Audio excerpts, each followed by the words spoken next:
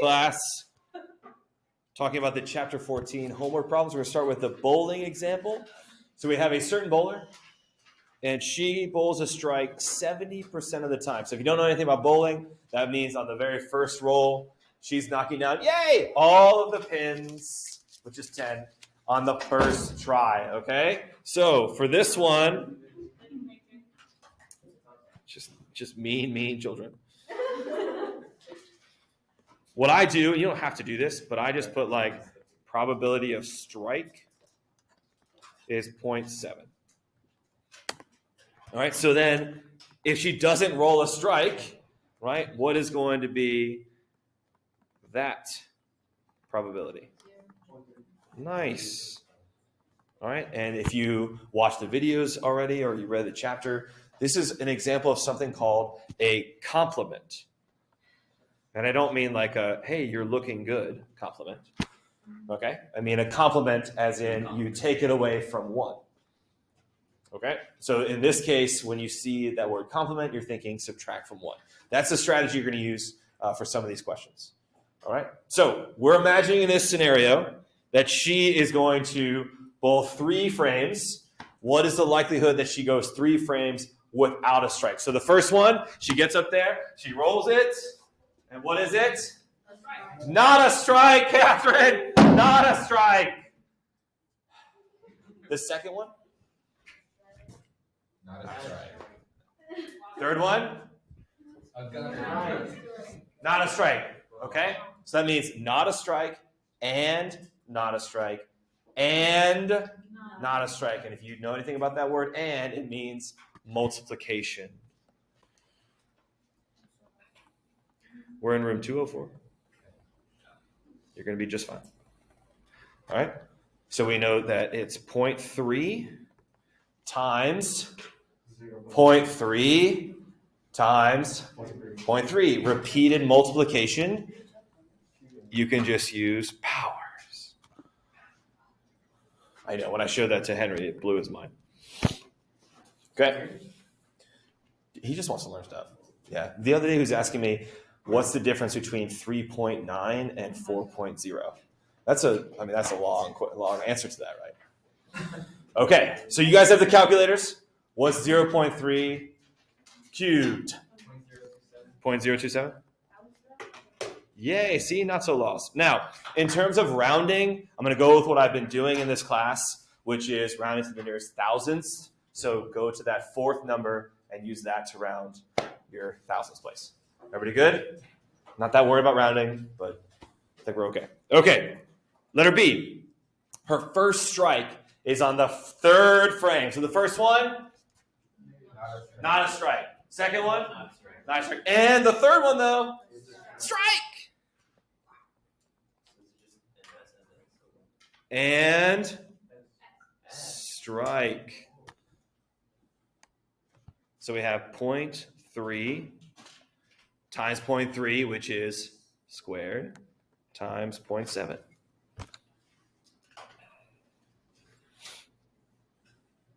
Remember, do take a moment to try typing it in. You will have to type this in on your own, so don't just wait for your friendly neighborhood Jonathan to tell you the answer. Yes, 0. I heard it. 0.63. All good? Excellent. And yes, I know it's weird you haven't done the calculator stuff in a while, but the calculators are coming back for this unit. They're making a comeback. Bless you. Just wait till next semester. Okay. This is the one, this next letter C, is the problem where if I had to pick which problem the most kids will get wrong, tomorrow it'll be this type of question. All right? At least one strike in her first 3 frames. So what would be an example of at least one in her first 3 frames? Strike. Ooh, strike. So all 3. So 3 out of 3. Right? And so like strike, not strike.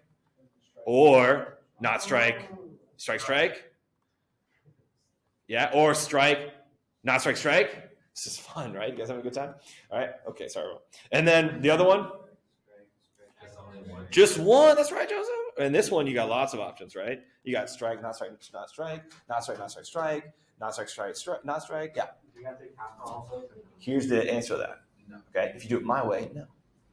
Okay. If you want to do it this way, yes, you would have to account for all of this. Okay. And that's really next chapter. Right. So in this chapter, the way we're going to do it is if you look at those 3 out of 3, 2 out of 3, 1 out of 3, which one's not there? 0 out of 3. So my brain thinks of it as like this is like a break, and 0 out of 3 is what I call the complement. Yeah, that's what I was thinking about. All right. So if I find this probability, Then you don't have to find the rest. I guess my 0 and my O. 0, it almost looked like an F too. So it was like, all right, 0 out of 3. If I find that one, which I think I already did, right? Subtract that by one. And I take it away from 1, then that gives me all of that. Okay? I know, right? That's right.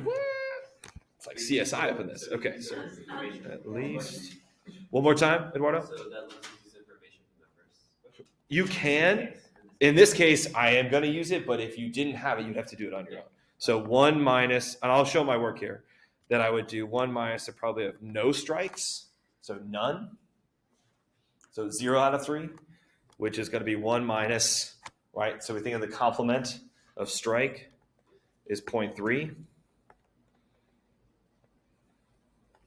Come on. There you go. All right, so if you do that, you will get your answer. Now, what most students will do tomorrow, that when they get it wrong, is they'll just find this. They'll forget to subtract it from 1. All right, so make sure when you see that at least, right, your antenna should be like, whoop, something's up with this one. All right, it's going to be the challenging one. You can think of it as like 2 steps. You're going to do 2 things. Find the complement and then take it away from 1. Got it, Thomas? Yeah. Oh, 0.973. Thanks, sir. That's funny. Just in those stages. Yeah. He thought I was just asking, like, do you understand? No worries. And if you don't understand yet, don't worry. We're going to do another one that'll hopefully help you. And then I have multiple videos that you can watch to help you understand it. Okay? Okay, what's the likelihood she bowls a perfect game? Or as some of you know, that would be 4 turkeys. Turkeys, right? 3 in a row is a turkey. You never had a turkey in your life? That's what I do. If I've gotten 2 in a row, I'll be like, all right, the gods of bowling. Here's my turkey call, right? You do it. And you'd be surprised. The chances are 0.01. I know. How are you going to say that? 0.01. That is very close. Okay, fine. Okay, fine. So 4 turkeys. All right. It's a lot of pressure now. Okay. So this would be 0.7 to the 12th power. All right. So you get ready. You got your ball, right? You got your ball. There you go.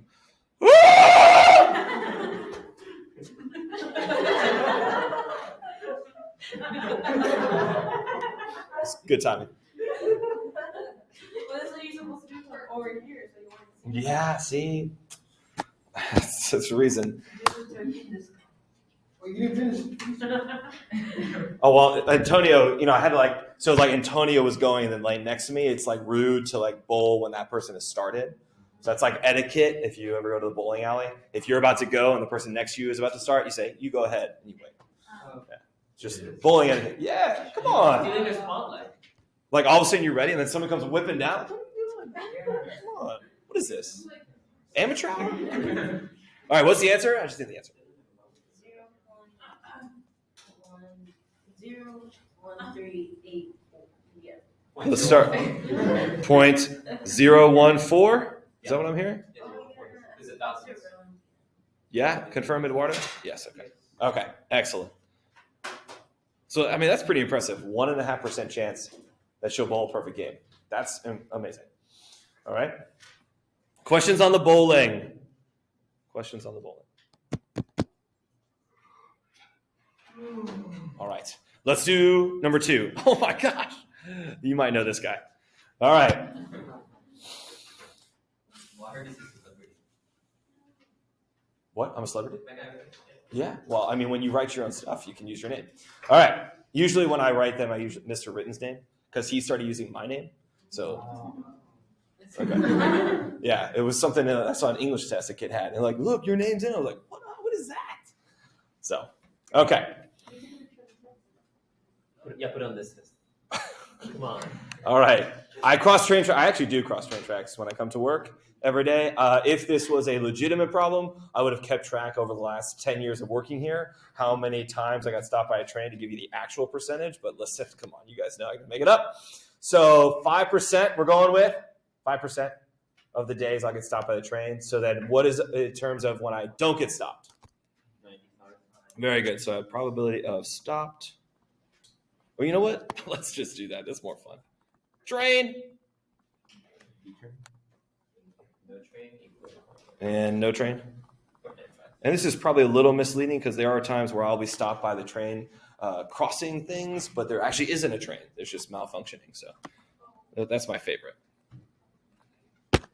Okay. For absolutely nothing. Yeah, exactly. That's the best. All right. So we're talking about a 5-day work week. Okay. So in your mind, you're thinking Monday, Tuesday, Wednesday, Thursday, Friday. What's the likelihood I get stopped by a train on Monday and again on Tuesday? So the first day, what is happening? What do I see when I'm driving? Train. Second day? Train. So that's going to be train and train. You see that word and? You're thinking multiplication. Very good, Maria. So it's going to be 0.5 times 0.5. Or squared, yes.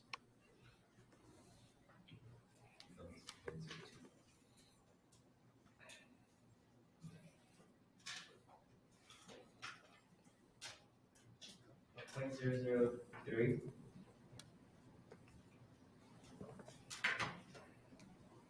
Confirm, anyone? Jonathan? Yes? Okay.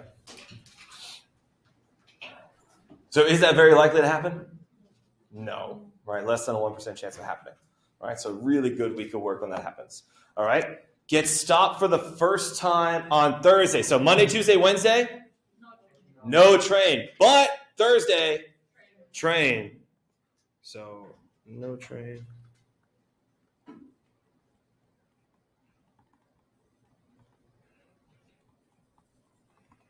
And train.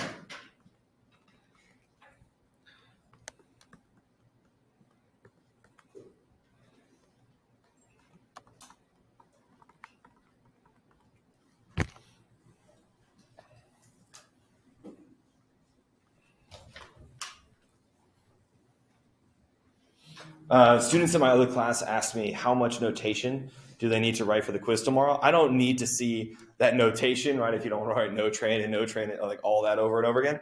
But I do want to see the work that you do, right? I'd like to see the numbers, like what powers you're raising it to. So don't just write answers. Show me the actual work, because if you get it wrong, I can at least see where you went wrong. All right, so what is this one? 0.043. Confirm for Thomas? Excellent. Well done, Thomas. You're very welcome. Okay. Get stopped. Oh, let me pause for a second. Did anyone have any weird feelings on A and B? Yeah, weird feelings about A and B. It's the first time that happened. Like, look at A. It just asked about Monday and Tuesday, but how many days am I driving to work in a typical week? Yeah, I did. See, you had weird feelings, but you didn't bring it up. You guys had that feeling? Like, what about Wednesday, Thursday, Friday? And the thing that's weird about this is it doesn't matter. This is just asking about Monday and Tuesday. So even though it's talking about 5 days of work, right? If it just mentions the first couple of days or the third, fourth, like this one, right? Thursday, I don't care what happens on Friday. The problem doesn't ask about that. Okay? So it's okay that we didn't factor in all 5 days, is what I'm saying. Okay? Would it have been the same, or would it just not matter? It doesn't matter. In this answering this question, it doesn't matter. Yeah.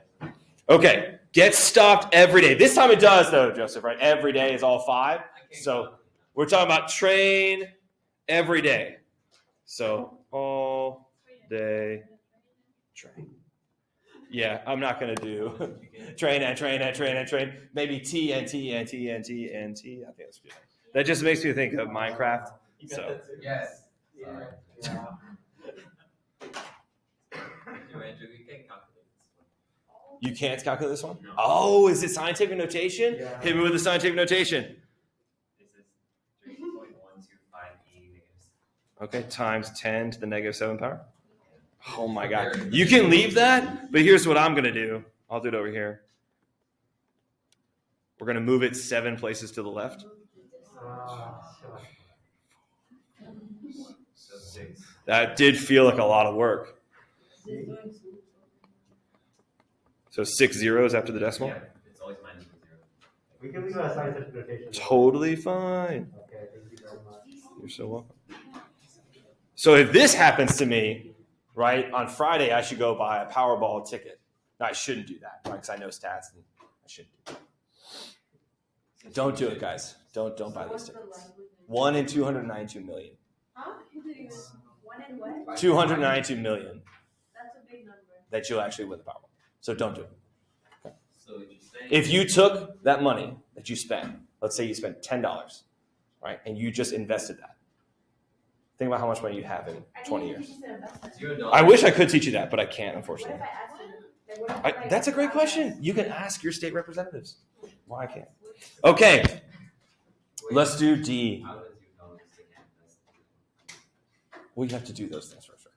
I'm just saying, don't do it. All right, right. Yeah, yesterday or Monday, I was sitting waiting at the doctor with Miss Byrne. All right, and I was like just bored. I was like, oh my gosh, it's up to almost $2 billion. Should I do it? Don't. You're not gonna win. Don't do it. What? Yeah, maybe Don't that's right. Do it.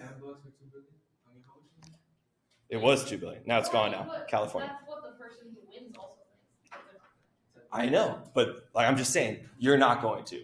All right, you guys. You're paying him an That is not what I'm doing. You're saying you should. All right, let's do D. You guys see it? At least you saw at least, right? So if I'm getting stopped at least once, that's 1 out of 5, 2 out of 5, 3 out of 5, 4 out of 5, or all 5.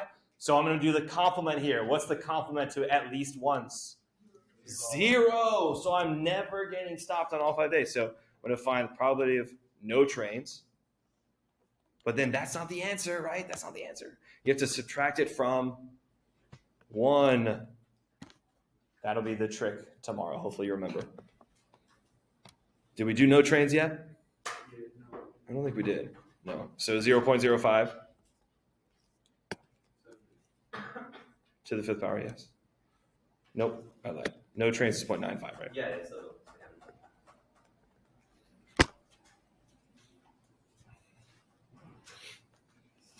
0.774. Confirm, anyone? Eduardo? Yep, okay. All right, how are we feeling? Do you feel like you could do this tomorrow? Tomorrow you're going to enter a casino, even though many of you are not of age. Well, no, we're not going to actually gamble. It's not the answer? Oh, I thought did you not do the 1 minus? No. Okay, so 2, 6, 6? No. 2, 2, 6. My bad, guys. See, that'll happen tomorrow. Don't do that. Don't do what I just did. Don't gamble. I encourage gambling. Okay. Just blackjack. Are we ready to flip over? All right. You know, flip. It's not it. You got to do number 3. All right. If you don't know the difference between disjoint and independent, you won't get one of the questions right tomorrow. All right. So disjoint, I'll tell you what disjoint means, and it's written there for you. But I'll tell you what my understanding of it is. Disjoint means that you're talking about 2 events. All right. If one happens, if one occurs, then the other one cannot. Okay. So disjoint, if one happens, the other one cannot happen. All right. Another term for that is mutually exclusive. These mean the same thing. So if you see mutually exclusive, if you see disjoint, they mean the same thing. If one happens, the other can't. This is the example I like to give. Okay? So right now in this class, November 9th? Yeah. November 9th, you have a grade for this class. We've had a couple of quizzes. We've had our first summative. So right now you've got a grade. What's the likelihood you're going to get an A in this class? Probably. I mean, no, it's not 0, right? Mathematically, it probably is not. Hopefully not. Right? So if you have a 99 in this class, what's your likelihood of having an A for this quarter? Pretty high, probably. If you have a 72, not as high, right? But what happens at the end of the quarter? What do you earn at the end of the quarter? You earn a grade, All right, so let's say you earn a B. What happens to the likelihood of you getting an A in this class if you earn a B? It goes to 0. All right, so getting a grade in a class, right, all those probabilities of A, B, C, D, and F, those are disjoint events because once you get one, all the probabilities go to 0 for the other grades. So it's not worth it. That's not the takeaway. When one happens, the other cannot. You can't get an A and a B in a class. You can get one or the other. Well, C, D, or F. Everybody okay on disjoint? Yep. Okay, let's try independent. Wait, so but if we get a B this time, doesn't affect us getting an A next? Well, that's a different question. Okay, so independence. This might be that question. Independence. Independent with two events is if I tell you this one's happening, all right? You guys see this event? It's happening right now. Then this event over here, the likelihood that this is going to happen is unchanged. It's unaffected. And that's why I always use this one, even though it's probably not actually true because I don't know weather patterns. All right, so I'm sure anyone that understands weather would tell me this is wrong. But I like to say if it's raining in Munich, Germany, all right, is that affecting whether it's going to rain here? I mean, probably technically yes. But I like to say no, right? So the likelihood of it raining in Germany and the likelihood of it raining here are independent events. Because I tell you, hey, guys, it's raining in Germany. Is that going to change the likelihood of it's going to rain here? In my world, no. Even if technically it probably is yes. Okay? That's independence. Questions on independence? Got to know the difference. Okay, like sentences. Got to know how to write it. Okay. Let's talk about M&Ms. All right? So we're talking about drawing one M&M. And this is very good for me right now because every day I feel like my kids have M&Ms. There's so much candy. Okay? So, what? I really should. There's just so much candy. Okay. So I draw one. What color is it? Depends. What is? You want to be red? It's red. Awesome. So the moment I draw that one and it's red, what's the likelihood that the one I'm holding, which is already red, is orange? It's 0. All right. So can you pull one out and get an orange and a red one? Hopefully not, unless it's been sucked on a little bit, which you don't want to eat that one, right? Right. Talk to my son Andrew. Okay, because they all go to the same color, white, if you suck long enough on them. All right. So this idea here of pulling one, it being red or orange, this is disjoint. You could say it can only be one. It can be one or the other. Or really, it could be any, like blue, yellow, brown, red, orange. Is that it? Is that all? Green, thank you, Diane. Jeez. Right? But they're just talking about these two. Right? So pulling one M&M out at a time is disjoint. Once you find out what color it is, the probability that it's something else goes to 0. I'll write that down.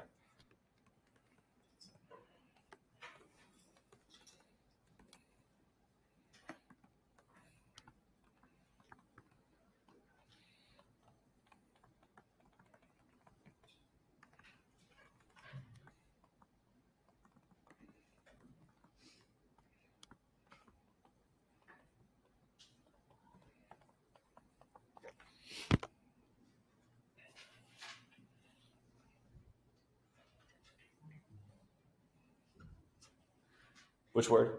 I thought it said mom. What did you think it said? Mom. Mom. Yeah, I know.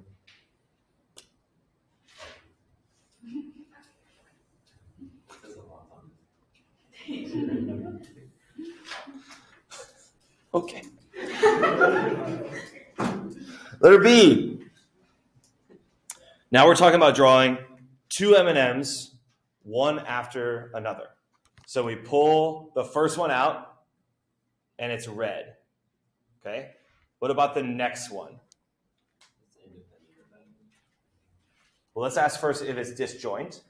All right? If I pull the first one as red, does that mean I can't get a red one on the next one? That's fine. No, so it's not disjoint. So not disjoint. Okay? Now this is where it's tricky. I'm going to try my best to explain this. All right? I would accept either independent or neither. And it comes down to the size of your bag. All right? So Andrew, we'll go with my 2-year-old. He's eating those like fun size ones, like the small bags that do not have a lot of M&Ms. Okay? So if he pulls one out, that's red, what happens to the probabilities of all the colors in that bag? They change, right? And probably pretty significantly, because if there's only like 10 M&Ms, it's going to change by a lot. So in that case, if you're talking about a small bag, I'll write this. A small bag would be neither. Not disjoint, not independent. The probabilities change. All right, and when I say change, they change by enough that I would be, not willing to say they're independent. But now imagine, all right, this is going to be a little bit weird, but imagine you've got a bag that has millions of M&Ms. Like, I'm not talking about like the king size one. I'm talking about like millions. Like this whole room is full of M&Ms. All right, can you imagine? Oh my gosh, that would be amazing, right? They would. Gosh, not Henry. He's not a chocolate guy. That's okay. No worries. No worries. Okay. So if there are millions, okay, and I take, right, so imagine, right, millions, and I take one out. Take one, and it's red, right? Well, yeah, all of them would come out, right? I take one red one. What happens to the probabilities? Yeah, no, watch out for that window. They change. I don't want you to think they don't change. They do change. Right, because you change, you take one away from the red numerator, right? You take one from all the denominators. So they technically, they would change. But it's minuscule. But it'd be so small that we could still say they're independent.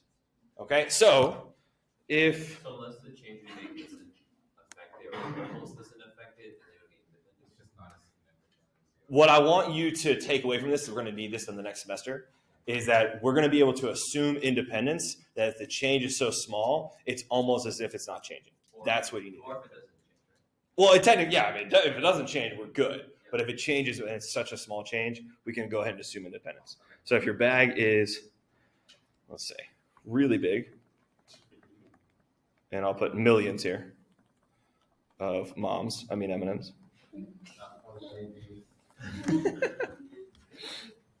The probabilities, they change,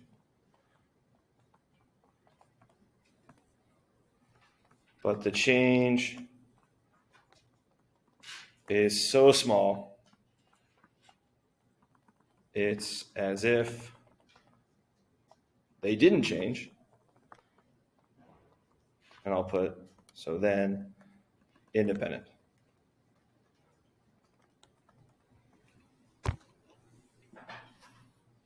And that's a concept, like I mentioned, that isn't going to go away. We're going to need that concept in the next semester.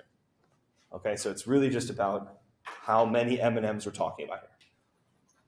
All right, so again, if this is your run-of-the-mill bag, yeah, that's going to be neither, because they're going to change by too much to make me think they're independent. And somebody mentioned in my other class, what if you don't have any reds, right? What if you don't have any oranges, right? Because sometimes you don't get all the colors, right? It's just how it goes. Okay, can we do one more? Right, here's the last one. Can disjoint events ever be independent? Well, let's see. What do we know about disjoint events? That events that can't happen in the same. Exactly. They're mutually exclusive. So if one event happens, the other one cannot. The likelihood goes to 0. Okay? And we said if you have independent events, when that one happens, what's going on with this one? The probability is unchanged. It's the same. So this joint changes the probability. It changed the probability to 0. Which means that it can't be independent. Can never be independent. All right, so disjoint events.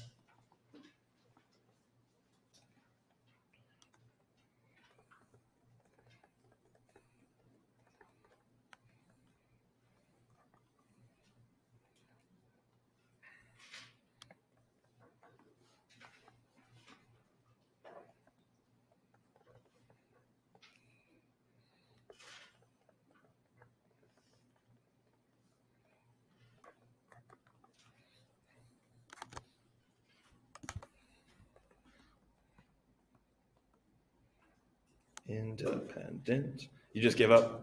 Oh, I thought you were going. I wasn't. My God, bro. No worries.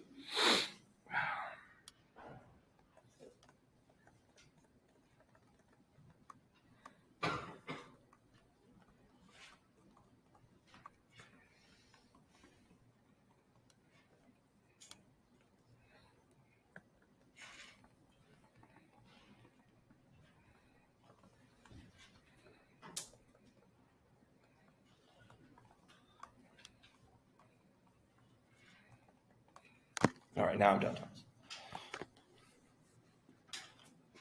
So just make sure for tomorrow's quiz, and again, it's not just only on this, right? There's just one question about understanding the difference between disjoint events and independent events.